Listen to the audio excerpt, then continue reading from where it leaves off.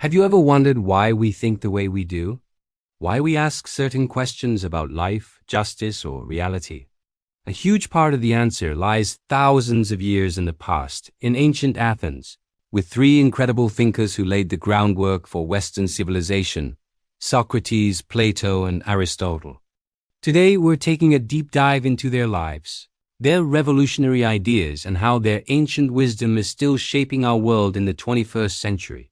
Let's start with the master of questions, Socrates.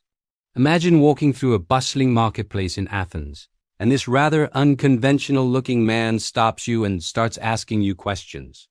Not to get information, but to make you question everything you thought you knew. That was Socrates. He famously said, "The unexamined life is not worth living." He believed that true wisdom begins with admitting you know nothing. This method, the Socratic method, is still the backbone of modern education, especially in law and medicine. It's all about critical thinking, peeling back layers of assumptions through dialogue to get closer to the truth. Socrates himself never wrote anything down. Everything we know about him comes from his students, most notably Plato. But his legacy was so powerful, so disruptive to the status quo, that it ultimately cost him his life. He was sentenced to death for corrupting the youth, but he faced his end with courage, becoming a martyr for free thought and intellectual integrity. Next up is Socrates' most brilliant student, Plato. After his mentor's death, Plato was disillusioned with politics and dedicated his life to philosophy. He founded a school called the Academy, which was essentially the world's first university. It was a place for learning, debate, and the pursuit of knowledge that lasted for almost 1,000 years. Plato's most famous idea is the theory of forms. He argued that the physical world we see around us is not the real world. It's just a shadow, a mere reflection of a higher perfect reality. This higher reality is the world of forms or ideas.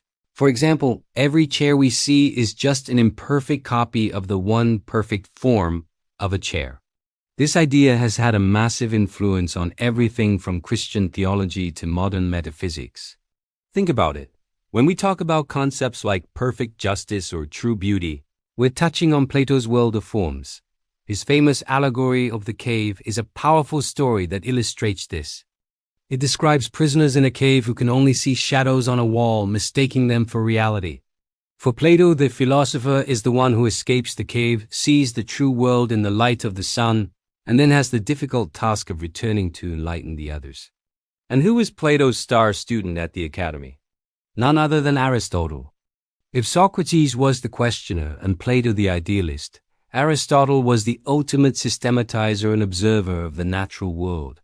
He was fascinated by everything, and I mean everything. He studied biology, physics, ethics, politics, logic, and art. While Plato looked to an unseen world of forms, Aristotle was grounded in the here and now. He believed that knowledge comes from experience and observation, a principle that is the very foundation of modern science. He was the first to formally classify animals and plants, and his system of logic with its syllogisms was the standard for over 2,000 years. In ethics, Aristotle gave us the concept of the golden mean. He argued that virtue is a balance between two extremes. For example, courage is the mean between recklessness and cowardice. It's not about finding a bland middle ground, but about finding the right response in the right situation. His work, Politics, analyzed different forms of government, and his ideas about democracy, constitutions, and the rule of law are still central to political debates today. It's no exaggeration to say that Aristotle created the very vocabulary we use to discuss a huge range of subjects. So, how does this ancient trio still matter today? Think about it. When you engage in a healthy debate trying to get to the root of an issue, you're channeling Socrates. When you talk about abstract ideals like truth, beauty, and justice, or when you imagine a better, more perfect world, you're walking in Plato's footsteps. And every time a scientist conducts an experiment, a politician drafts a law, or you try to find a balanced approach to a personal problem, you are applying the principles of Aristotle. Their influence is woven into the very fabric of our society.